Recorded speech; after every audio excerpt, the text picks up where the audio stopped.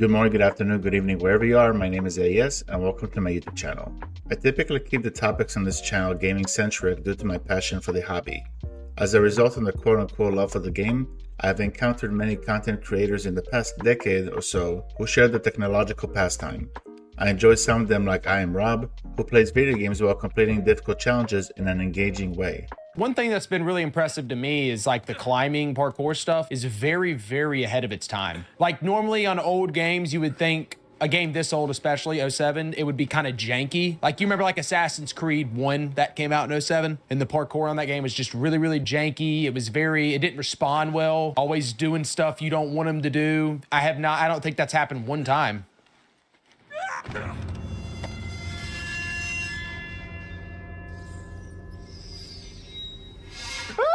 I promise to God I did not do that on purpose, bro. I swear on everything I love, my children's lives, I did not do that on purpose, bro. Unlike others such as Luke Steffens, whose video essays are informative, meaning, and highlight aspects of video games that have not crossed my mind, even with titles that I played more than a dozen times over. So The Last of Us Part 2 opens with Joel discussing the ending events of the first game. The camera's focused on the fretboard of the guitar, which has a very distinctive symbol on it, which will be important later. I want you to take a mental picture of this scene, because it's going to come back all the way at the end of the game. As I spent some time on the internet and interacted with more and more gamers, there's one content creator that caught my attention due to the character that he has portrayed, on purpose or due to surrounding circumstances. DSPGaming, also known as Darkside Phil, is primarily a YouTube content creator that has been on the scene since 2008 and has uploaded an incredibly impressive amount of videos, whether they are cut sections of his gameplay, clips where he reviews different products, or edited critiques. Nowadays, he has transitioned into the role of a video game streamer on YouTube and Kick. His presence was known on Twitch as well, but he's currently not broadcasting on the website due to, according to DSP, mistreatment by the website.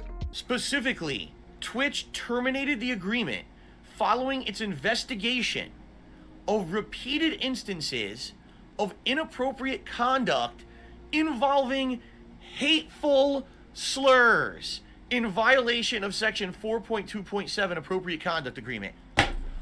What the fuck are you fucking talking about, you lame-brained pieces of dumb fucking shit? Hateful slurs. Per this video's title, you can presume that DSP may have had some controversy attached to himself. I will not go into the intricate details of his history, as you can receive a more in-depth look while checking out one of the following videos, but I can at least provide first-hand testimony as to why DSP, despite his desire to play video games for a living and have fun, is perceived by many viewers as an individual with whom you do not want to associate. Admittedly, I personally partook in criticizing Phil over the last few years. However, this video will take a different approach. The purpose behind this video is answering the following question: should you watch DSPGaming in 2026? I would like to use this platform to offer DSPGaming 10 recommendations that, if followed through by DSP, will gradually lessen the amount of trolling by his detractors and provide a more favorable answer to the aforementioned question. Before we begin, let's set up some ground rules. First, I will try my best to primarily use footage from DSP's channel as opposed to utilizing footage from channels that he does not own. As someone who claims that much of his criticism is taken out of context, I would like to use the original source as a base to constructively criticize Phil. I will also provide the original date of his video, as well as a link to said clip and the timestamp that I'm referencing during my critique. Some exceptions may happen, especially with live streaming clips that feature Phil as he stops his recording to transition to the next recorded section of the stream. Secondly, I will maintain the core of this video within good spirits. Although I will reference moments that place DSP under a negative spotlight, I will reiterate that the goal behind this video is the improvement of his channel's reception. Lastly, I will attempt to focus on moments that took place this year. As someone who believes in second chances, I do not think that it would be fair to compare DSP from 2026 to his persona from 2008, while trying to offer a metaphorical olive branch. If it's absolutely necessary, I'm going to set myself a restriction to solely focus on Phil's online presence from 2021 onwards. There's one more piece of information that I would like to highlight. I understand that many people are not keen on DSP and some of the decisions that he has made since the late 2000s. I want to keep this video with the mindset of aiding Phil to grow as an individual and a content creator. If you would like to offer other pieces of advice to DSPGaming in the comment section, it would be great. However, I implore you to refrain from using cheap insults or trolling against Phil, as those comments will be removed. I'm sure that you can find other channels where those types of comments are encouraged. Without further ado, let's dive into 10 ways that could provide a more positive answer to the following question. Should you watch DSP in 2026? Number 1. Ignore the naysayers. As an individual whose partial online past can be deemed as controversial, you are bound to garner attention from individuals whose comments are not in your best interest. Whether or not it's an act, Phil's presence as DSPGaming indirectly created several groups of folks who want to either see Phil's downfall or make fun of him for a number of reasons. DSP has uploaded videos on his channel since 2008, and as such, he should be aware of a universal truth. The more you feed the naysayers and react to comments that are made for the sole purpose of bringing you down, the longer this abusive verbal behavior will continue. Unfortunately, Phil tends to directly or indirectly encourage his critics to continue with their shenanigans. The troll-like behavior includes targeted harassment of Phil and his viewers, which, as stated by Phil himself, discourages newcomers from either attending the streams or collaborating with him. As you know, for the greater part of a decade, I have had haters, trolls, detractors, whatever you want to call them, who harass everyone associated with me on the internet. Like, completely, right? And so, when you are going to appear on this show as a guest for an interview, you have to understand the amazing amount of harassment you might receive as a result. Whenever DSP sees this type of attitude in his chat and videos, DSP has a frequent tendency to engage with it, despite claiming that he does not care about what his critics say. There is a huge toxic element on Kick. It's called the Kino Casino viewer. Because when I started streaming on Kick 2 years ago, I was doing that crossover event with Kino Casino. We were working together and all of that. That's long gone, over a year removed. But a lot of those viewers remain, all right? So they're in there and they're being toxic. I don't care about them being silly and doing memes and spamming emotes and stuff like that. But also, it's been fun to have that kind of element where it's, razzing at the same time. I like that it's very active, that chat moving and stuff like that. It's good. A recent example can be traced to his inclusion of a specific incentive for his viewers' financial support: opening Pokemon cards. According to DSP, he will open a pack of cards and review them with his fans if he plays a Pokemon game or if he receives a donation of $50. But I'd be down to start doing unpackings as part of the content. And I even said, no one has to pay to do it. We're going to do it naturally. Whenever I do a Pokemon stream, we'll do a card unpacking. And if we do something special, like, for example, this week, we're going to start playing the trading card games store sim. And since we're going to do that, why not open a pack as well for that, right? Makes sense.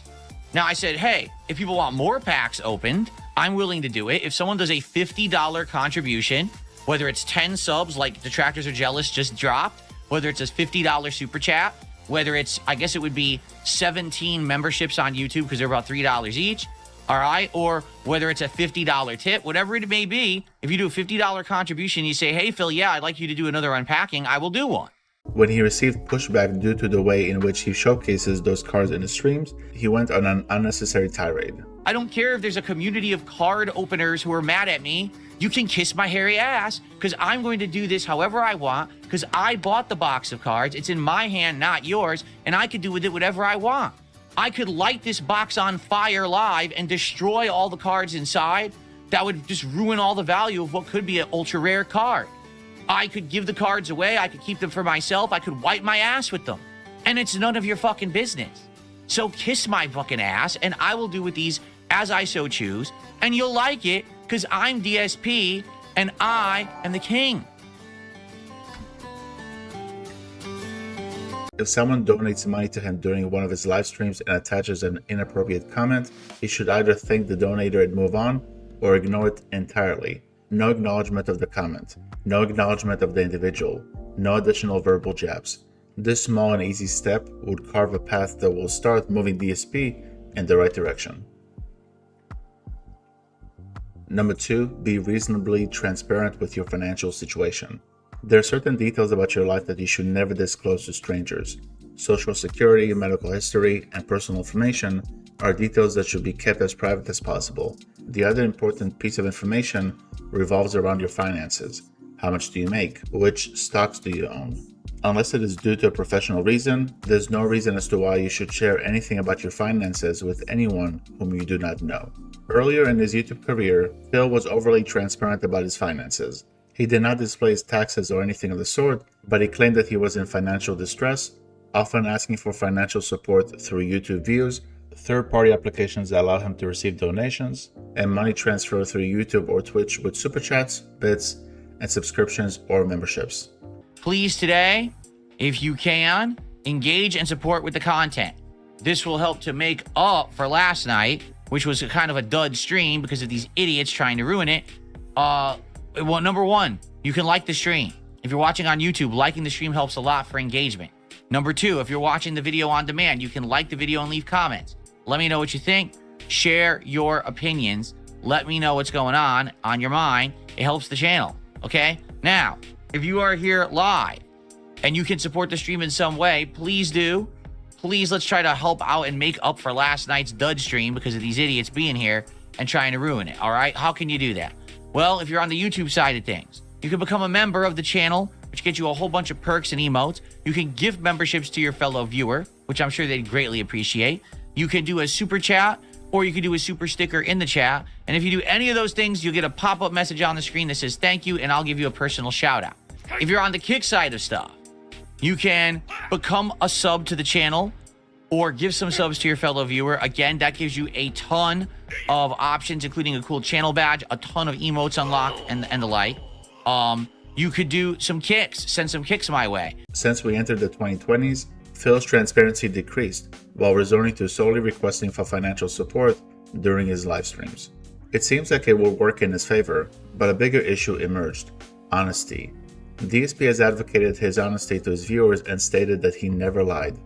As many morons as there are on the internet who completely just write off everything that I say because they think that DSP is a meme and a terrible gamer, there's people who actually care about what I say because they know I've been around for 18 years and I don't lie.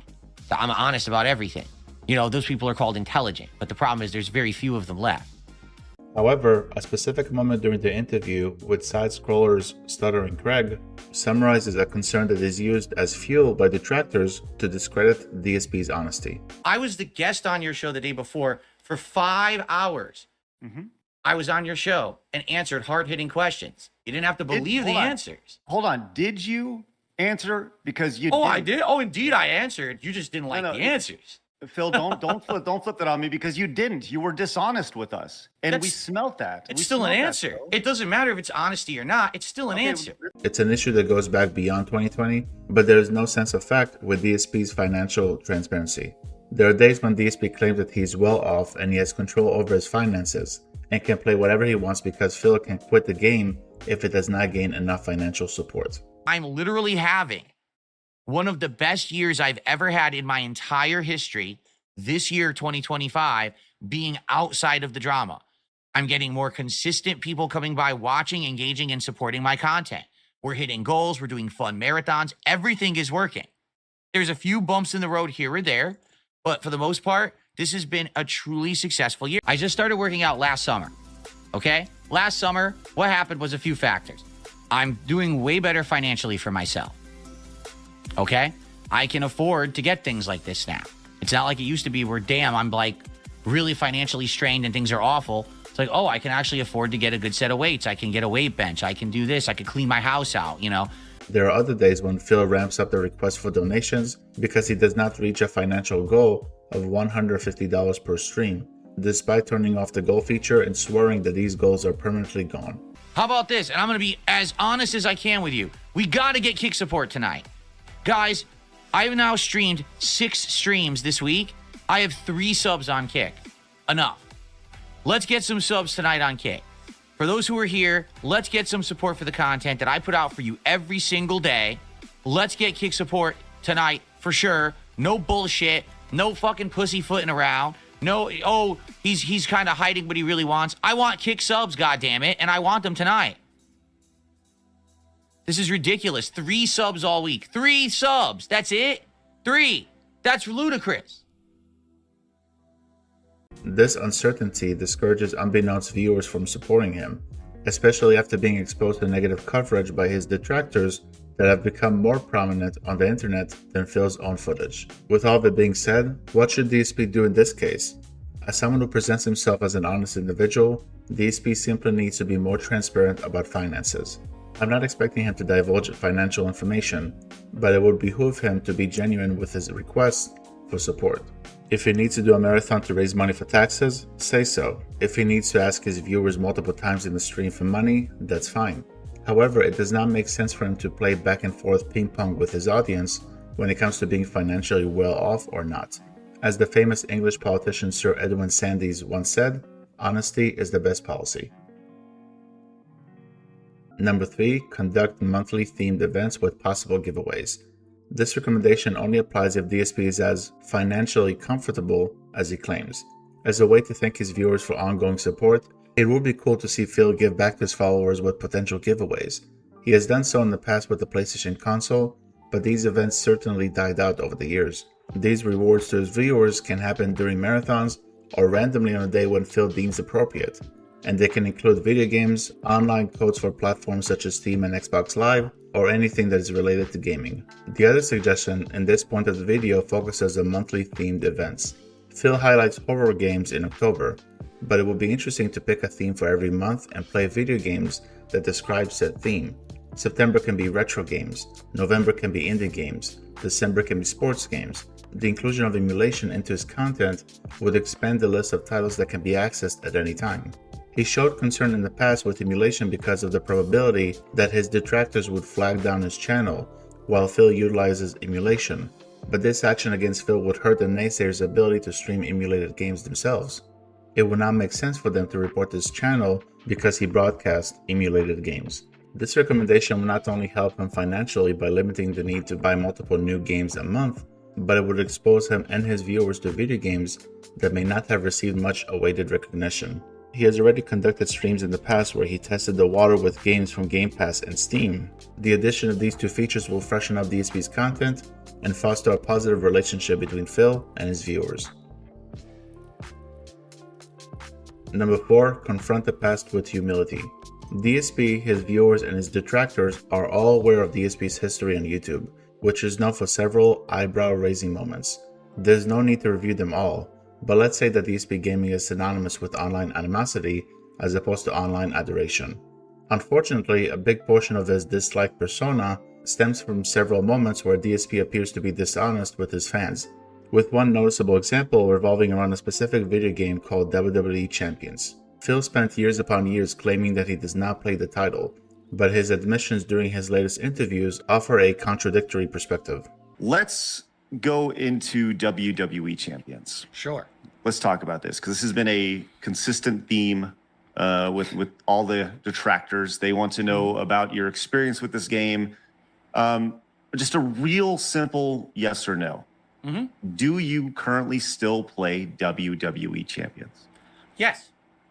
I am aware that DSP, both through interviews or while taking an initiative to do so, has opened up to his past behavior and actions. At the same time, I think it will be a good idea to create a series where Phil collects remarks by his fans and detractors about his past and discusses them.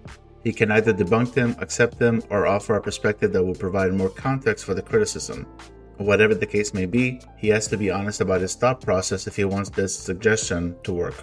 This series will help Phil grow as an individual, as well as present an online space where both fans and newcomers who want to further dissect accusations about Phil's past can review and form their own opinions. If Phil wants to truly leave the negativity of his past behind him, a follow-through with this recommendation would kickstart the goal of achieving it. Number 5, show empathy and understanding with your viewers. When you ask one of DSPGaming's detractors about the reason for their dislike of Phil, they would typically mention 2 points. The first of which we already discussed, which is Phil's lack of transparency about his financial situation. The other popular talking point against DSPGaming is the treatment of his viewers. I often understand Phil's frustration due to the game that he's playing or the unachieved financial goal that he has set in mind for a given stream, which sadly results in outbursts of inappropriate comments. If I play a video game on stream and I'm frustrated because I'm getting smacked around by a boss or I'm stuck on a puzzle, I do not treat my viewers as well as I should. I never curse at them or ban them out of spite, but they can definitely notice a change in demeanor or unwillingness to have a conversation. Whether the video game is not to his liking or his arbitrary financial goal is not earned, DSP typically resorts to one of 2 actions. On one hand, he would ramp up the request for donations, which we will discuss later. On the other hand, his patience with his viewers decreases dramatically, and it's at this point when the detractors come to his streams in droves and worsen the situation. When everything comes together, you can expect Phil to dismiss low donations and appear disingenuous about his gratitude for the support. So, we have Abby Richards with the $2 super chat talking about this weird thing on the internet that I don't care about, but thank you for the $2 super chat. Disregard questions that he deems as either stupid or a question that he discussed in an earlier part of his stream. Virtual Boy defeats DSP. Instead of asking incredibly dumb questions, why don't you go watch the videos where I've actually played good players and see how I react when I actually play a really good player? I usually give them massive respect. I compliment their gameplay constantly. The thing is, it's out there. You just don't watch it because you're an idiot. Or outright ban a viewer who has a case with criticism that he includes in the question. And by the way, Jughead Jones, you're absolutely wrong. The posts are not archived there because they were deleted from the site. What you're talking about are unrelated posts, not to the subject, so get banned, you fuckface. Because everything I'm talking about was in IRC chats and shit. These conversations I had, they can't be archived from SRK, you dunce. Fucking moron detractor in my chat, trying to hide out, pretending like he's not. Keep in mind that for the most part, these questions are attached to donations in order to get Phil's attention. 220, the guy whose name is a detractor meme, comes in and says, oh, I'm not going to support Phil anymore because of the way that he's talking to Kick Chat. Fuck you. Fuck you. You fucking piece of shit to come in my chat and try to derail when I have a premiere stream. And I say to you, what I was talking about on Friday night had nothing to do with you. You weren't even here. I was talking to the trolls in chat. He does it on purpose. His name is 220 for a reason. You know it's fucking the same fucking guy. You know it's Iron Chef Sakai. So, fuck you. All right? If that's your issue, don't fucking come back. We don't need time for your bullshit, okay? Seriously, what a fucking piece of shit. He comes in and he has to fucking say that. I literally tell him to his face, this has nothing to do with you. This is to do with the people who were here trolling on Friday night. And then he comes in while I'm playing this game trying to distract me. Says, oh, I'm never going to support Phil again. No, you're right. You're not. Because if I see you, you're banned on fucking site. You fucking dunce. Anyway. Furthermore, the outbursts, which admittedly do not happen as often as his detractors will make it out to be, are sometimes geared towards long-standing supporters of his content, which, on rare occasions, transform those fans into haters. Ultimately, these people will not be able to play and stream video games for a living without his fans, which is why Phil needs to show more understanding and empathy with his viewers. If a viewer comes in and asks a question that he answered in detail earlier in the stream, DSP should provide a very quick answer and move on, instead of acting as if the viewer is a pest. If a viewer enters the stream and claims that the featured video gamer segment is boring, or DSP's mannerisms are not on point, it is not a valid reason to call them an idiot or ban him or her, unless their comment is justifiably uncalled for. But that's the point. I can read between the lines and stuff like this. This person is so upset. The first thing they say is, I wouldn't be surprised if you skip this comment. So, by the way, stop taking suggestions from your stream chat. What are you talking about? Right? Literally, when I start playing a game, the first thing that people say, okay, so here's what you're going to do. You're going to go through that door. You're going to head right. There's an enemy there hiding. Don't get hit by that enemy. Then dodge left and right. None of that happens. You're an idiot. You're a liar. If a viewer arrives and asks a question while only donating $2, DSP should show genuine gratitude, answer the question as long as it is appropriate, and continue with the stream. I recently pointed out a contradiction by Phil. His reaction, despite the comment not being disrespectful, speaks for itself and does not encourage me to financially support him. So Ace says, you just said Xbox CEO doesn't do anything, but we're about to react to an Xbox showcase. It's a tad contradictory. It's a partner showcase. It's nothing that Xbox made. It's all the other companies making games, not Xbox. But nice try. It's always nice when you try to say something intelligent and you're actually an idiot. Captain DCW, how are you, man? DSP normally compares his business to a restaurant, so allow me to retort with the same comparison. If the people that eat at your restaurant are treated with respect, they are more likely to return. Otherwise, there are plenty of other restaurants, both popular and hole-in-the-wall type of food establishments, that they can check out. If the viewers who come to your stream are treated with respect, they will more likely to reciprocate with financial support or, at the very least, viewership. There's one more point that I would like to address prior to continuing with the next recommendation. When Phil does not reach a financial goal or does not receive donations for a specific duration of the stream, he typically guilt trips his fans and puts pressure on them to support him. Now, I'm doing this as a direct result of your feedback.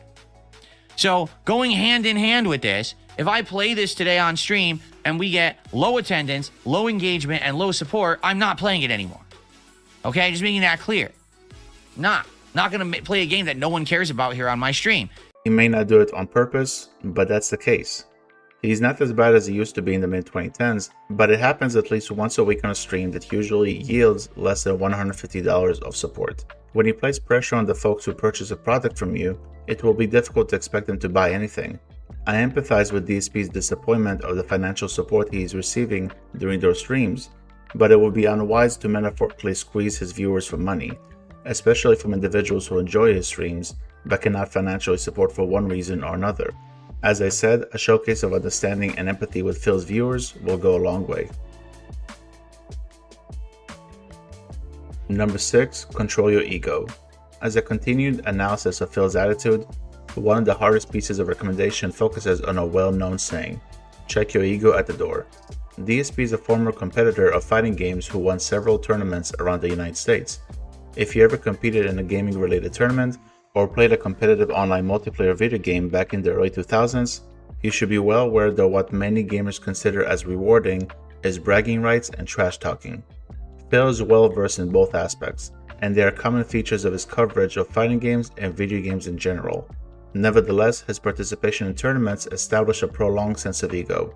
At first, he used it to play a character in his content, which is par for the course. However, his belief that he's always right and cannot do anything wrong, whether he wants to admit it or not, has been received with ire by his critics. I can't do anything. Frozen. I went to do a move on reaction. Nothing.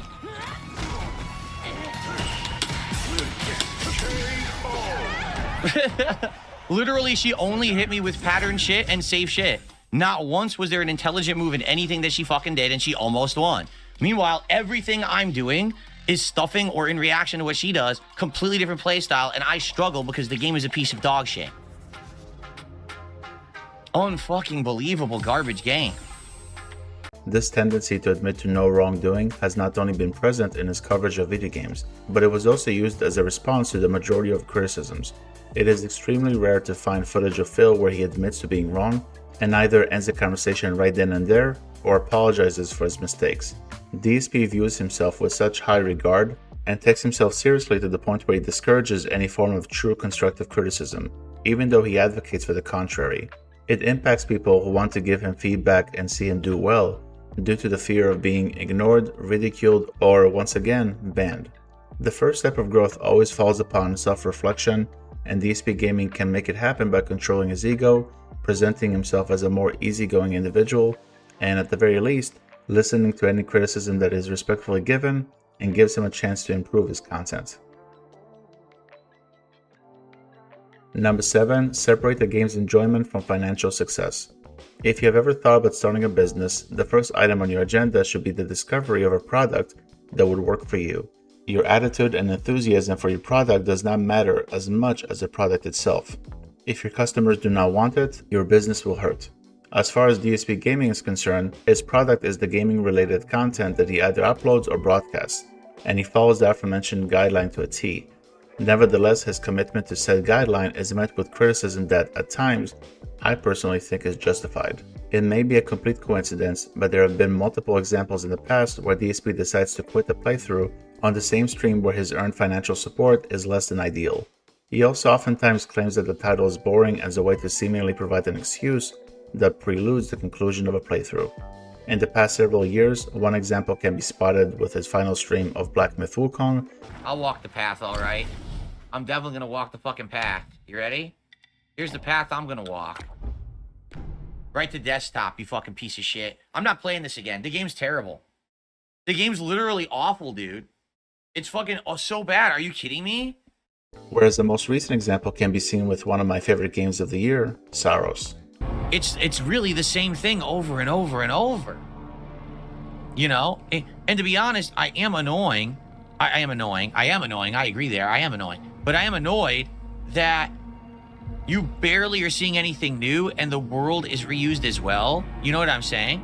Everything. It's just everything reused. So, I don't know. I think we're done. Unless something really convinces me otherwise, I really feel like we're done. You know what I mean? So, I hope you enjoyed Sorrows here on DSP Gaming. I'm pooped. Really, I'm just exhausted. This unpredictability as to whether or not Phil will complete a playthrough discourages anyone from fully committing to watch Phil's coverage of a game, unless they are one of the few individuals who financially support his playthrough. Think about it this way. Imagine that you're going to a movie theater to see a film that has been available for a while. You enter the theater and you are one of the handful of viewers who are there to watch the movie. You watch the first 20 minutes and then the movie stops. Why? It's because not enough folks bought a ticket for the movie, aka supported the theater that allows you to watch the movie. DSPGaming's primary resource of income revolves around the games that he's playing. In that case, what video games should he play? I know that it's a default answer, but he should check out the titles that A. intrigue him the most, and B. he will enjoy. He may not believe it, but his genuine interest and enjoyment of a game will drive both veteran and newcomer viewers to his content. This small change in the selection of games that he decides to broadcast would prevent frequent scenarios where Phil drops a video game from his rotation. It may take a few streams to have the intended effect, but it will happen nonetheless. Sadly, DSP has the mindset that this small change will not work because his viewers tend to get bored by certain genre of titles. The game, sadly, was a disappointment, but I don't know why. I mean, take a look. I'm having fun playing it here. Look, we're switching to Barrett now. We're going to run around this cave. We're going to use the gun. The graphics are great. Like, I'm really enjoying myself in this video. Sadly, the audience isn't. I don't know why, but... However, here is the important piece of information that Phil must be aware of. A good portion of his viewers either cannot or do not want to financially support him. It does not help that he can be thankful for a donation by a viewer, only to belittle and possibly ban the viewer if a speck of criticism is not to his liking. A few super chats from Misanthrope Gamer. First, he did a super chat. The first super chat he did was toxic. I'm sorry, it was. He did a 50 knock super chat, which is $4.94. So technically, that's the biggest super chat of the day. Let's get that on the leaderboard, okay? And Misanthrope Gamer said, and I quote, "The upgrades are fascinating, Phil, not because they matter, but because you truly believe they do." So what he's saying is, oh, you did all these upgrades and none of it matters. Why are we talking about it? Because they do matter, because they actually affect the content in a big way. People for years have criticized me and said, hey, you never are looking at the game and the chat at the same time. You get distracted and it screws everything up. Can't you improve your setup? Yes, when I have the means. Well, now I have the means. I've done it. Oh, that doesn't matter. Well, you can't have it both ways. You can't for years say, improve the setup. Your setup's inferior. And then I do it and then say, oh, that didn't matter. Why did you waste time and money on it? It's toxic behavior. I'm not going to have it. I'm not. So if you want to be toxic, you're in the wrong place. I'm going to call you out for being toxic and you're going to like it. That's reality. It's not that you just get to say and do whatever you want and be toxic to everyone around you and we're all supposed to be happy about it. If you're a toxic individual, I'll expose you as such. Right? Period. Now, Misanthrope Gamer did a second super chat of the same amount and said, your upgrades always show how dedicated you are, Phil, even when the differences are too small to catch, but okay, that's toxic. Yes, it is. It is. It's toxic to say that I'm doing upgrades that are helping the setup, that are going to make my content better, but they don't matter and no one notices them. It's toxic. Yes, it's toxic behavior. It doesn't matter that you're putting $5 on it when you say it. It's still toxic. Anyone will tell you this. And then you did another super chat of the same amount. One does not hate in others what one is not capable of seeing in oneself. Huh? I'm not criticizing other people's setup. I'm not going to someone else's stream and throwing money at them to sneak diss them. That's you.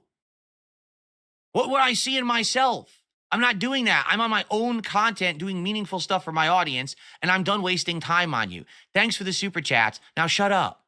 Okay, now we can continue. I do not think that DSP should cave in after a single stream of low support, while becoming paranoid and considering a conclusion to his playthrough. If Phil transitioned to solely focus on video games that pique his interest and he would enjoy, the outcome in the long run will be financial success. Number 8. Improve the flow of interviews. This recommendation is truly nitpicking on my end. DSP has been part of several interviews in the past few years, whether he is the conductor of said interview or a featured guest. The interviews that host DSP are interesting, even though Phil typically disowns them as predatory in a sense that they place him under a negative spotlight. My bewilderment focuses on the interviews where DSP is the host. Of course, DSP should share his thoughts and opinions during these interviews, but they typically abide by a similar pattern. Phil Phil reiterates his history and abuse by detractors for the majority of the stream, and the person who's being interviewed does not have enough time to ask questions. If Phil decides to conduct interviews in the future, it would be great if their flow is either equally divided between DSP and his guests, or the flow allows the guests to further express their opinion. Think about a job interview. The interviewee does most of the talking. With all due respect to Phil, he should not talk the majority of the time. The guest should be the featured aspect of the interview. Number 9. Step away from social media on your days off. The amount of stress that Phil receives on a daily basis, whether it's the constant thought about whether or not his playthroughs are yielding the expected financial income, or the perpetual harassment by his detractors, would harm anyone's mental health to a certain degree. Unfortunately, DSP has placed himself in a position over the years where he must spend the majority of his time on social media. The constant exposure to online bullying has surely affected Phil's demeanor over the years, which could further his tendency to say or do something that he does not mean. This recommendation is very simple. Step away from social media on your days off. Do not look at analytics. Do not look at video game news. Do not look at DMs on X. All of them can wait until the following day prior to your stream. Use your days off to completely de-stress, spend time with your loved ones, and maybe play a video game purely for pleasure. If Phil allows himself to be stressed out 100% of the time, an inappropriate outburst that will harm his business is not a question of if, but when. Number 10. Limit the request for support. The most popular criticism by his detractors, both at face value and as a contradiction to his claim that he's well off, is how often DSP tends to ask his viewers for financial support on multiple occasions during one stream. There's nothing wrong with advertising your content and asking for contributions, but Phil does it on a consistency that seems odd coming from an individual who belittles others by saying that he makes more money than them. It's your fucking public persona that people have issue with, not what you're doing in your private life. It's look at how you present. You're like a bum, a broke bum. That's what you look like right now, man. I can't believe that's your backdrop. I really can't believe this guy is saying he makes what he makes, and he has literally the fucking dollar store background that everyone has. Like, everyone has that fucking background because it's cheap. Let's compare his stream to a movie theater experience once again. Imagine that you're going to the movie theater. At 3 random points during the film, it stops, and an advertisement by the theater pops up, prompting you to spend more money on them. Would you be annoyed? Would you be frustrated? I believe that you would. There are other streamers that also ask for donations from their fans on a regular basis, and I would give them the same recommendation that I would like to present to DSP. Limit the request for support. Once at the beginning of the podcast, once at the end of the podcast, and once at the halfway point of the gaming stream. That's it. There's no reason to increase the tendency. If someone attends your stream and asks how they can contribute, have a command in your chat that will lead them to the appropriate websites. I believe that DSP already implemented those commands, so that's an absolute positive. This recommendation can be easily implemented into his streams, and I'm sure that it will be appreciated by fans of his content. At the end of the day, DSP will continue on this path that he can dictate as either stress-free or stressful. Despite questionable behavior towards previous criticisms by yours truly, I want to see everyone succeed, including Phil. Only time will tell as to whether Phil will follow any of these pieces of advice or check out the video at all. At the same time, I genuinely believe that the implementation of these recommendations could make a difference on a possible DSPGaming resurgence.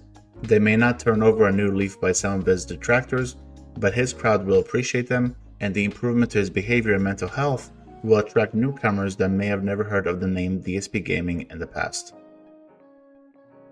Well folks, that's the end of the video. Thank you very much for checking it out. What are your thoughts on DSPGaming?